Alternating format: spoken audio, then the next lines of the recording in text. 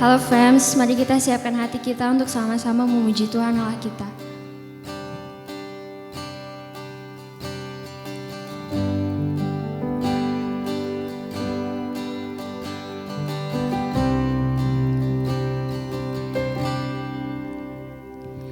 Jesus, beautiful Savior, God of all majesty, risen King,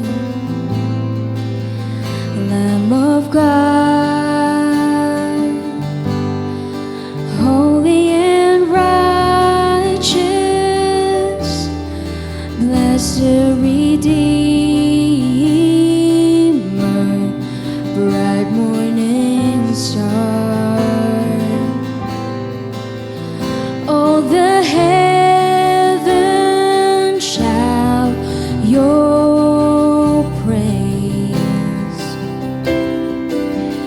All creation bows to worship you. Wonderful, how beautiful,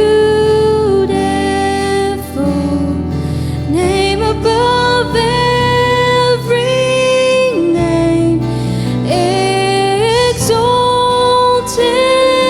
high. How wonderful, how beautiful, Jesus, your name above every name, Jesus.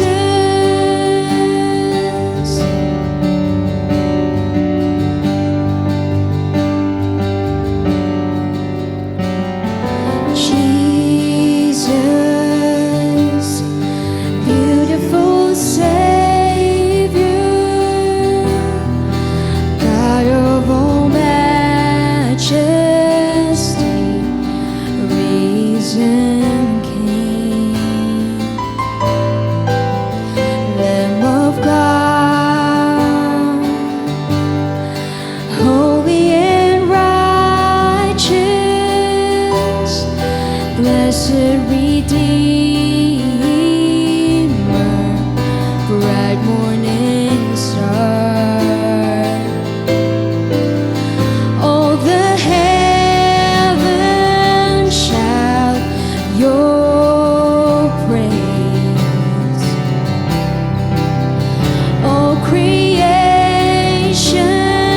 bow to worship you. How wonderful, how beautiful, name above every name, exalted high. How wonderful, how beautiful, Jesus, your name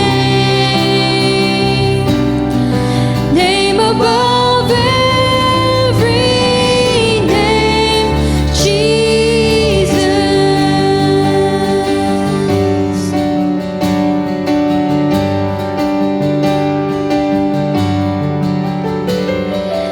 I will sing forever, Jesus, I love you. Jesus, I love you. I will sing forever, Jesus, I love you. Jesus, I love you. I will sing forever.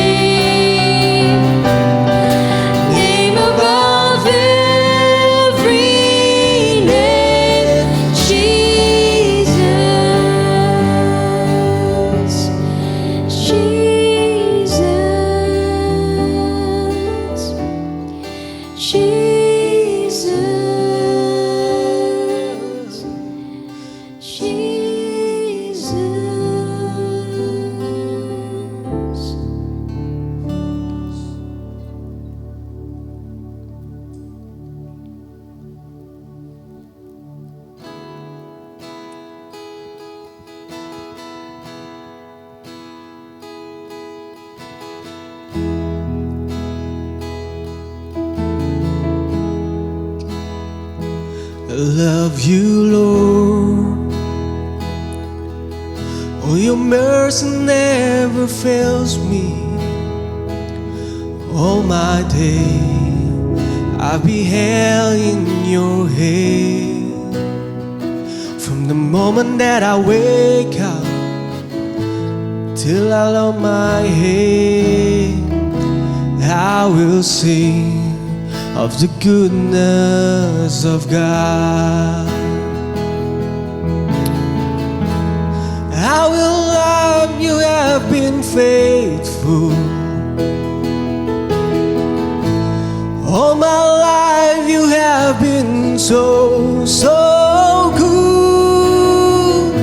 With every breath that I am able, I will sing of the goodness of God.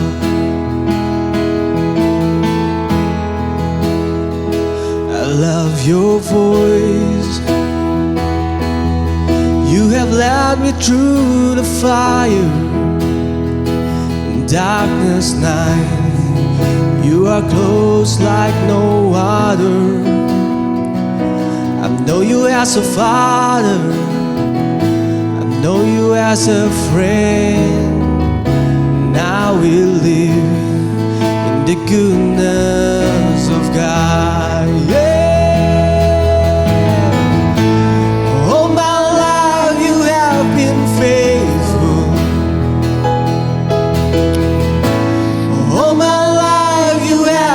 So, so good. With every breath that I am able, I will sing of the goodness of God. Good is running out, it's running out to me. Your good is running out, it's running out. With my life laid down, I'm surrendered now. I give you everything. Your good is running out, it's running out to me. Your good is running out, it's running out to me. Your good is running out, it's running out to me. With my life laid down and surrender now, I give you everything. Your good is running out, it's running out to me.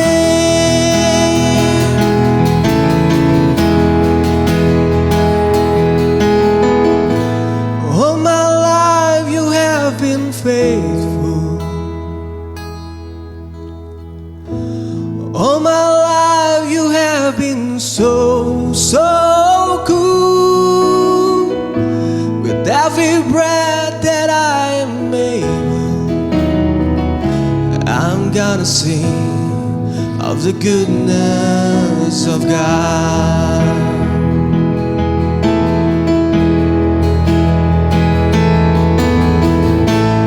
All my life you have been faithful.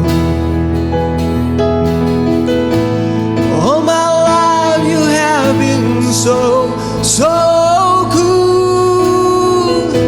With every breath that I am able, I'm gonna sing of the goodness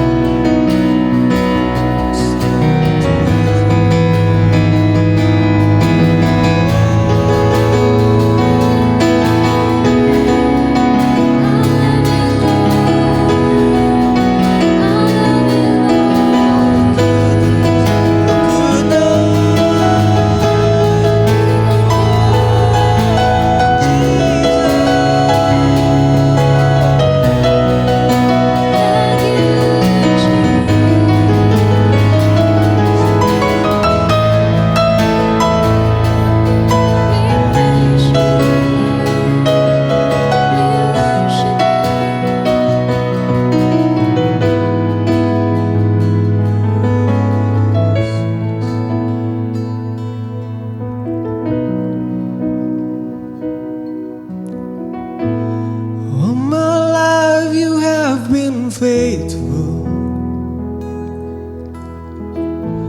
All my life you have been so, so good.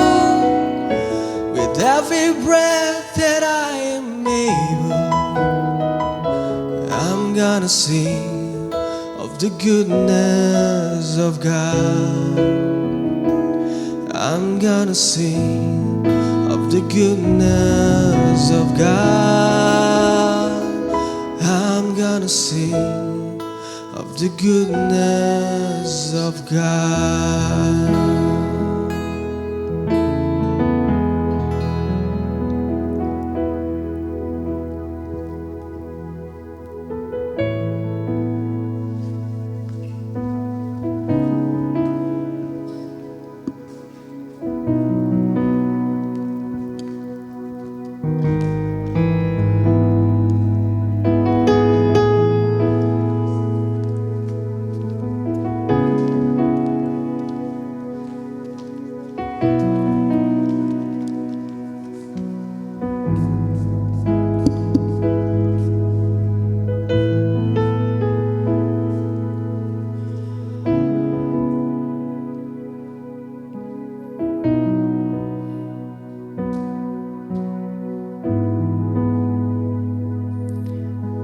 Bersyukur Tuhan buat setiap kebaikan-Mu di dalam kehidupan kami.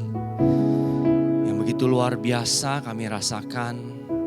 Dan kebaikan-Mu yang tidak pernah dapat kami balas dengan apapun yang kami lakukan.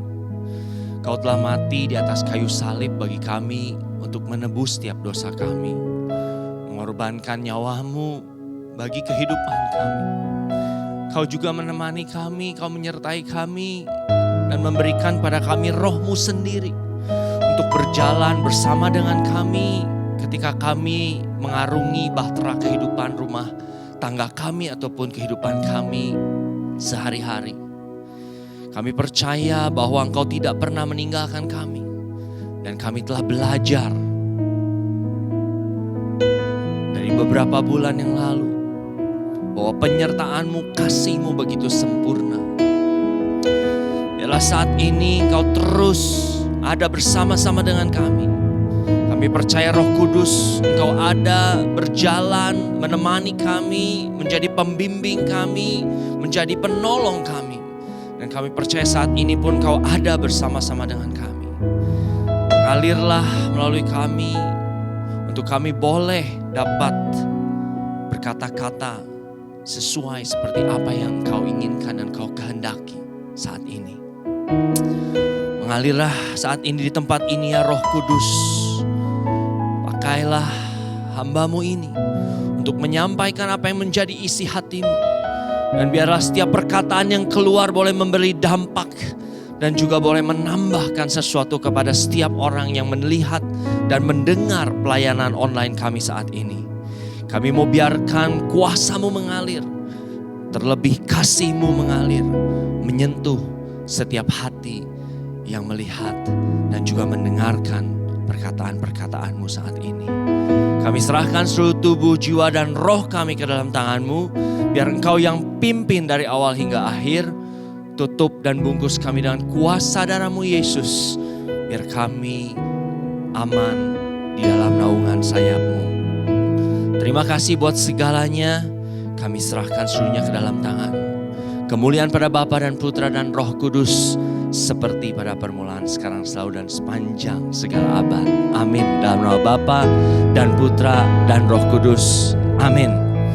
Brothers and sisters, bulan lalu kita udah belajar sama-sama bahwa untuk melewati masa-masa sulit seperti sekarang ini, masa krisis, kita perlu dua hal. Yang pertama, kita perlu yang namanya knowledge.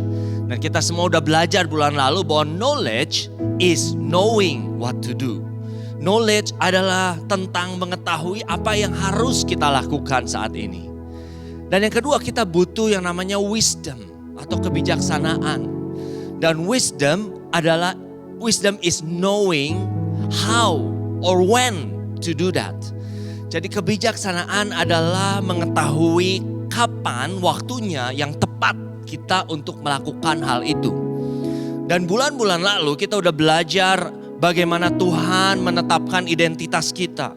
Bagaimana Tuhan menyertai kita di dalam setiap langkah kehidupan kita. Jadi 2 bulan kemarin kita udah belajar bagiannya Tuhan. Dan ternyata gak cuman bagiannya Tuhan. Perlu juga ada sesuatu yang kita lakukan. Karena Tuhan gak bisa kerja sendirian. Tuhan perlu kita manusia untuk bisa melakukan bersama-sama sebagai partnernya. Supaya kita bisa melakukan apa yang menjadi kehendak Dia. Dan mewujudkan apa yang menjadi tujuan hidup kita di kehidupan ini. Dan di dalam bacaan Injil kita hari ini, Tuhan Yesus menjelaskan dengan sangat luar biasa menggunakan parabel penabur. Ya, jadi nanti teman-teman bisa baca sendiri di dalam bacaan Injil hari ini yang diambil dari Matius 13. Bahwa ada benih yang ditabur dan benih itu adalah firman Tuhan. Benihnya sama, tapi ternyata di dalam bacaan itu ada 4 kondisi yang berbeda. Ada di pinggir jalan, ada tanah yang berbatu, ada kondisi tanah yang dipenuhi oleh duri, dan juga yang terakhir ada tanah yang subur. Ya, jadi kalau kita lihat dari parabel yang Tuhan Yesus katakan, firman-Nya sama. Yang berbeda adalah kondisi tanahnya. Dan kondisi tanahnya merepresentasikan hati kita. Jadi firman yang sama ketika kondisi hati kita berbeda, itu akan menjadi berbeda hasilnya. Firman-Nya tetap sama dan saya percaya bahwa perkataan Allah, firman Tuhan dulu, sekarang, sampai selama-lamanya itu sama, tetap tidak berubah. Jadi kalau kita lihat ada bagian kita, ada tugas kita untuk mempersiapkan hati kita menjadi tanah yang subur. So our task is to prepare our heart to become a good soil. Itu bagiannya kita. Karena perkataan Tuhan itu tetap sama, firman Tuhan tetap sama. So kita yang harus mempersiapkan hati kita untuk bisa menerima firman Tuhan jatuh ke tanah yang subur. Nah, pertanyaannya tentu adalah bagaimana kita bisa mempersiapkan hati kita menjadi tanah yang subur? How can we prepare our heart to become a good soil? Hari ini kita mau belajar ada beberapa langkah yang bisa kita lakukan untuk kita bisa mempersiapkan hati kita menjadi tanah yang subur. Karena di dalam Amsal dikatakan bahwa hikmat atau knowledge dan understanding atau pengertian itu datangnya dari perkataan Allah, dari mulut Allah. Jadi kalau kita mau tahu apa yang kita harus lakukan di saat seperti sekarang ini yang tidak menentu, tentu datangnya jawabannya harus dari perkataan Allah. Tapi ketika perkataan itu masuk, Allah itu masuk ke dalam hati kita yang tidak subur, hasilnya akan menjadi berbeda. So hari ini kita mau belajar bagaimana kita bisa mempersiapkan hati kita menjadi tanah yang subur. Yang pertama, seringkali hati kita itu menjadi keras. Hati kita menjadi keras seperti jalanan karena pengalaman hidup kita yang berat. Pengalaman hidup kita yang terlalu mungkin luka terlalu dalam atau mungkin trauma yang terlalu besar sehingga hati kita menjadi keras. Kita nggak mau terluka lagi dan kita menutup hati kita sehingga hati kita menjadi keras. Jadi yang paling pertama yang kita bisa lakukan dan harus lakukan adalah soften the soils. Saya ulangi, yang pertama is soften the soils. Artinya harus melembutkan dulu tanahnya. Karena kalau tanahnya nggak lembut, tanahnya jadi keras, nggak bisa firman-Nya masuk. Seperti firman yang ditabur di pinggir jalan. Akhirnya ada burung datang ambil, iblis datang ambil, nggak bisa masuk. Dan bicara tentang pelembutan hati, itu memerlukan kejujuran. We have to be honest with ourselves. Kalau kita nggak bisa jujur sama diri kita sendiri bahwa kita pernah terluka, bahwa kita pernah punya trauma, pengalaman hidup kita yang pahit, yang menyakitkan, kita nggak akan mungkin bisa menjadi lembut. Karena kita ngerasa kita nggak sakit, karena kita ngerasa kita nggak butuh penyembuhan itu. And you know what? Raja Daud di dalam Mazmur, dia sampai minta sama Tuhan. Dan doa ini saya ucapkan dari 2 tahun yang lalu. Karena saya mau Tuhan search my heart. Saya mau Tuhan selidiki hati saya. Karena saya gak mau punya hati yang keras. Raja Daud katakan, search me O Lord, know my heart. Test me and know my anxious thought. Points out anything in me that offends you Lord. And lead me to the path of the everlasting life. Raja Daud bilang, selidiki hatiku Tuhan. Lihat hatiku, uji aku kalau aku menyimpang dari segala ketetapan. Kita perlu dengan jujur untuk minta berdoa. Karena hanya Roh Kudus, hanya Tuhan yang sanggup masuk ke dalam hati kita dan menyelidiki. Tapi satu peringatan saya, jangan kaget kalau Tuhan tunjukkan semua lukamu. Jangan kaget kalau Tuhan kasih tahu apa yang terjadi di dalam hidupmu. Dan ketika kita tahu apa yang terjadi di dalam hidup kita, yang menyakitkan, yang membuat hati kita keras, keputusan ada di tangan kita. Apakah kita mau jujur kalau kita sakit atau enggak? Karena kalau kita nggak jujur sama diri kita sendiri, so still our heart will become hardened. Hati kita akan menjadi keras. We cannot be soften the soil. So we need to be honest with ourselves. Lalu yang kedua, we have to throw away the old soil.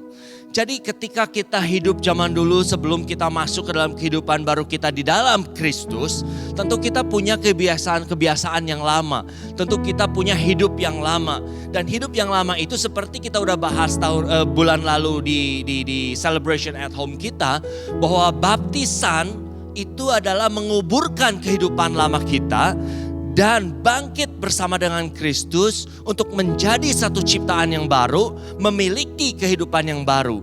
So, kita harus buang apa yang menjadi hidup lama kita dan kita harus buang apa yang menjadi kebiasaan lama kita, mengganti hidup kita, mengganti kebiasaan lama kita dan hidup lama kita dengan kehidupan baru di dalam Kristus, dengan kebiasaan baru, dengan hidup kita yang baru.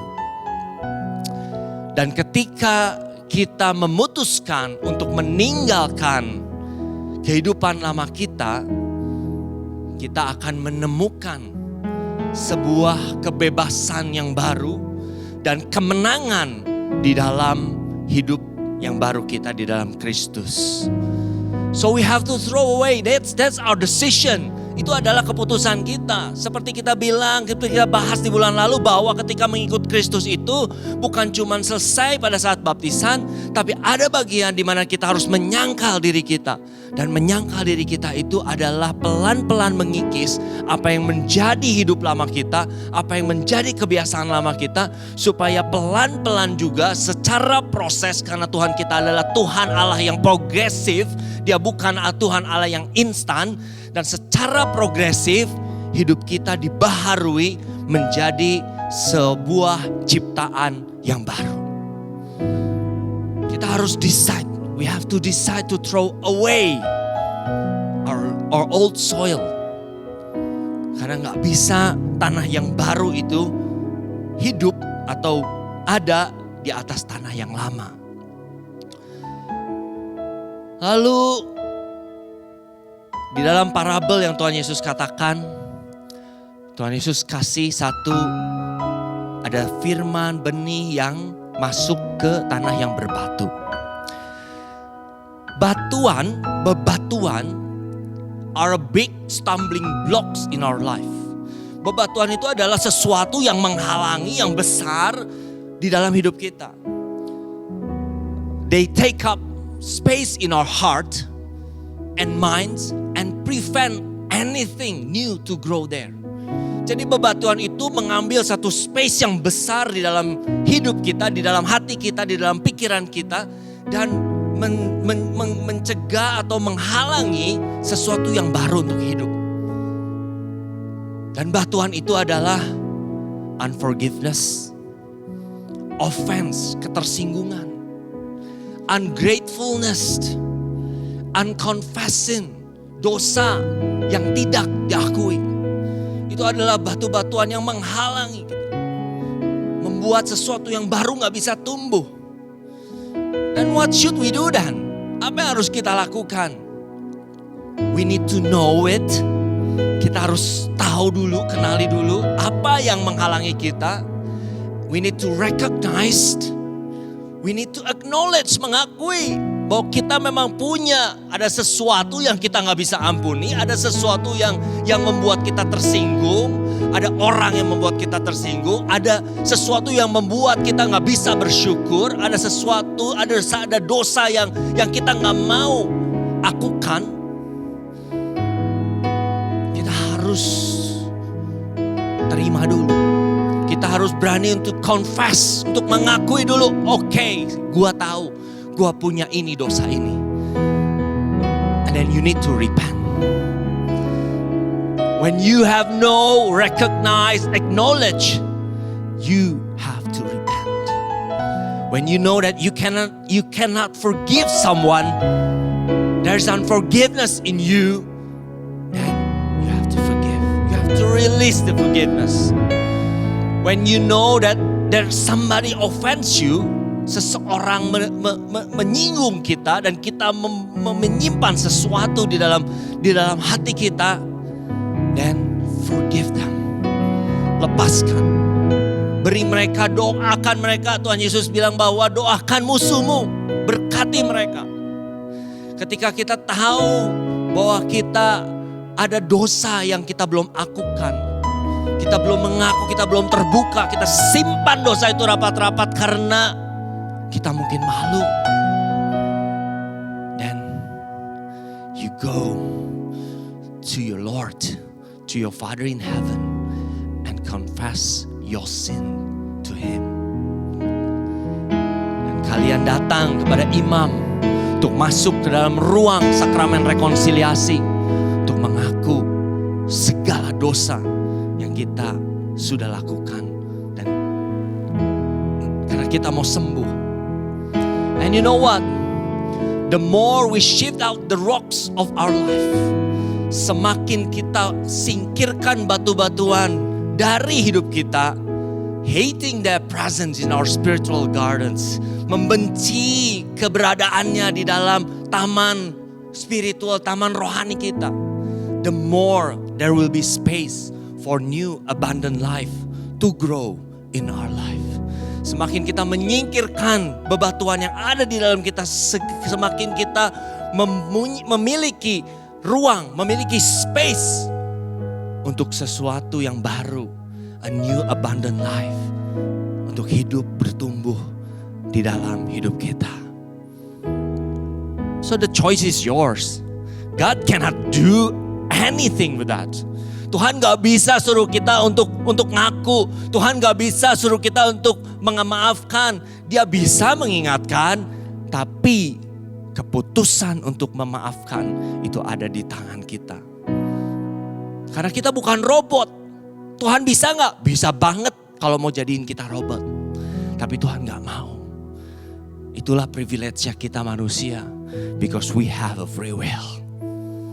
So there's some part that we have to do if we want to prepare our heart to become a good soil. Setelah tadi kita yang pertama soften the soil. Throw the old life, throw the old soil. Lalu kita singkirkan semua bebatuan. Akhirnya hati kita menjadi siap. Udah gak ada lagi, udah gak keras.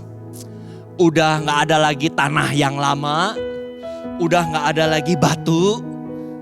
Hati kita siap. Dan waktu hati kita siap, kita harus jadikan hati kita subur. So the last step is to fertilize the soil. You know what? Apa yang kita baca, apa yang kita dengar, apa yang kita masukkan ke dalam diri kita, itulah yang akan mempengaruhi hidup kita. Sama seperti kita makan, ketika kita makan, misalnya anggaplah kita makan terlalu banyak yang manis, maka kita akan menjadi diabetes. Dan kalau kita mau tubuh kita menjadi sehat, tentu kita harus mengatur makanan kita, dan apa yang kita masukkan ke dalam tubuh kita haruslah makanan yang sehat. Betul gak? Right? So it's about the same as our spiritual body. It's about the same as our spiritual life. Kalau kita mau tubuh rohani kita, hati kita menjadi sehat, we need to put some good stuff into our heart, into our life, into ourselves. So the nature of our heart is changed. Jadi naturnya hati kita jadi berubah. And to fertilize the soil, we need two substance. We need two things. Yang pertama, tanah itu perlu pupuk. Benar kan? Supaya subur. Pupuk bicara tentang makanan, mineral. Itu semua bicara tentang makanan. Lalu yang kedua, untuk supaya tanah itu menjadi subur, we need water. Kita perlu air. Tuhan Yesus sudah katakan bahwa manusia tidak hidup hanya dari roti saja, tapi dari setiap perkataan yang keluar dari mulut Allah. Jadi firman Tuhan adalah makanan bagi tubuh rohani kita. So we need number one is His word. Kita butuh perkataan Tuhan, kita butuh firman Tuhan. Seperti tertulis di dalam Amsal, hai anakku, berpeganglah pada perkataanku dan simpanlah perintahku dalam hatimu. We need His word. And in order for us to know, to get the knowledge and the understanding, Amsal udah katakan bahwa itu semua datangnya dari perkataan Tuhan. So we need the God's word. Yang kedua, kita perlu air. We need the Holy Spirit. Kenapa perlu Holy Spirit? Kenapa Holy Spirit melambangkan air? Karena Tuhan Yesus bilang, akulah air hidup. Barang siapa minum daripadaku, maka akan ada mata air yang keluar, yang terus menerus dan tidak akan pernah haus. Yesus represent Himself as the living water. And the Holy Spirit is His own Spirit. So waktu kita terima Roh Kudus, kita butuh, kita terima Dia. And the Holy Spirit will watering our heart. Dan ketika firman Tuhan tersimpan di dalam hati kita, menggemburkan tanah di hati kita, barulah Roh Kudus bisa bekerja mengingatkan kita lewat firman-Nya di saat kita membutuhkannya dalam hidup kita. Nah, kalau misalnya kita nggak taruh firman Tuhan di dalam hati kita, nggak taruh sesuatu perkataan Tuhan di dalam hidup kita, ketika kita kena masalah, apa yang mau keluar dari dalam hati kita? Waktu kita masukkan, anggaplah apapun gitu, bacaan-bacaan yang duniawi, anggap kita mencari berbagai macam penyelesaian solusi dari duniawi, dari motivator-motivator misalnya gitu kan. Dan yang ketika kita menghadapi satu masalah, tentu yang keluar adalah apa yang tersimpan.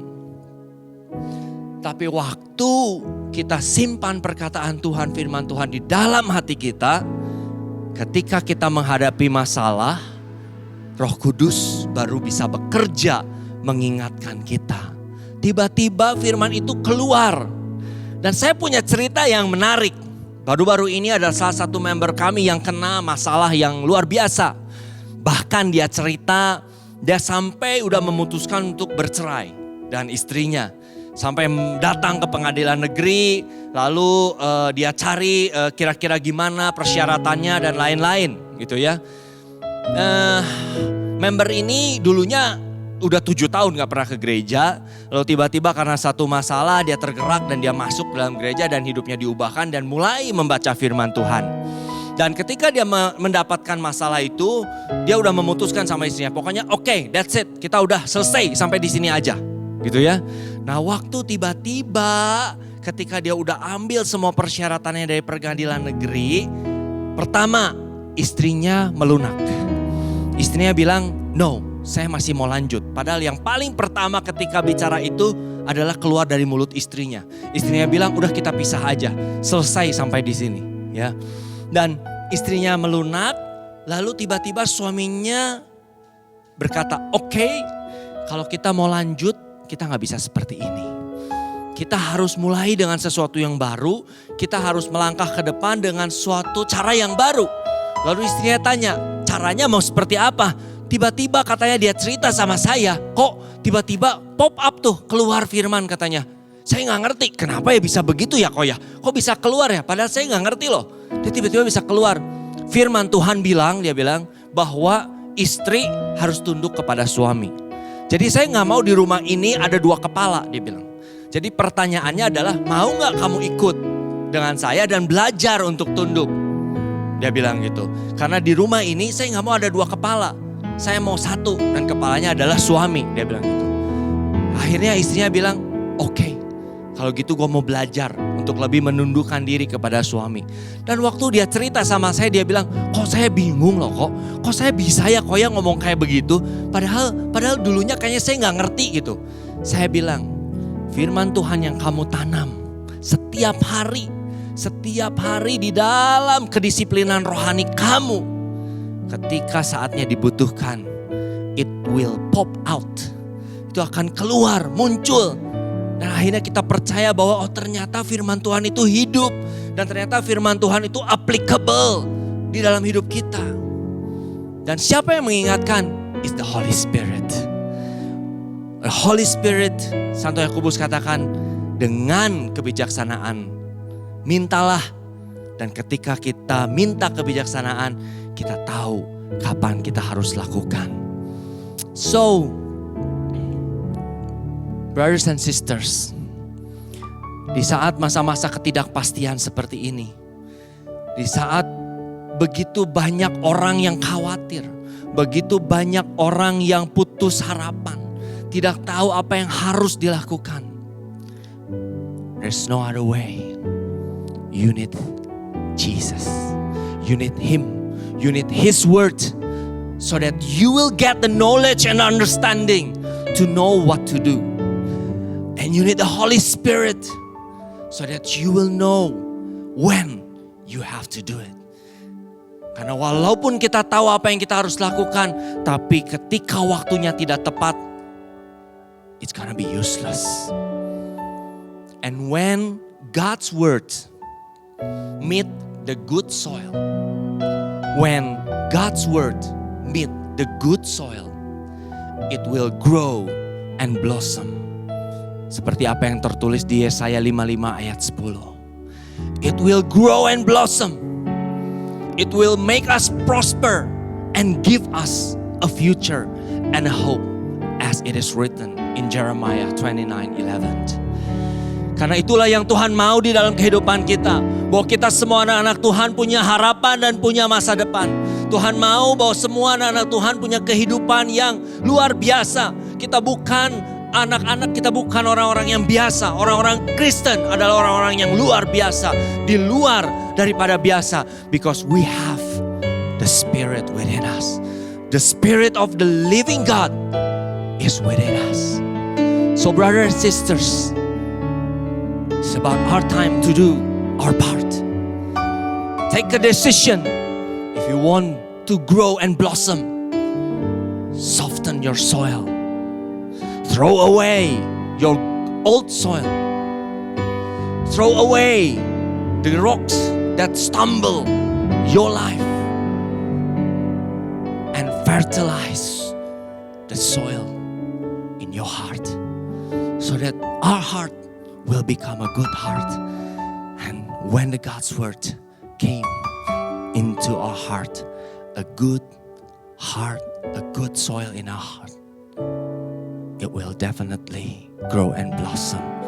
And our life is gonna be fruitful. Mari kita akhiri celebration at home kita hari ini. Tuhan Yesus, Kami bersyukur kalau pada hari ini kami boleh belajar. Untuk kami boleh mengambil apa yang menjadi bagian kami. Kami percaya janji-Mu adalah ya dan amin. Janji-Mu tetap. Dan kami percaya Engkau adalah Allah yang setia yang tidak pernah meninggalkan kami. Kami percaya bahwa setiap perkataan-Mu, firman-Mu tetap dulu, sekarang, sampai selama-lamanya. So, the rest of it is our part. Sisanya adalah bagian kami. Dan kami bersyukur, berterima kasih hari ini kami boleh belajar bagaimana kami boleh mempersiapkan hati kami untuk menjadi tanah yang subur.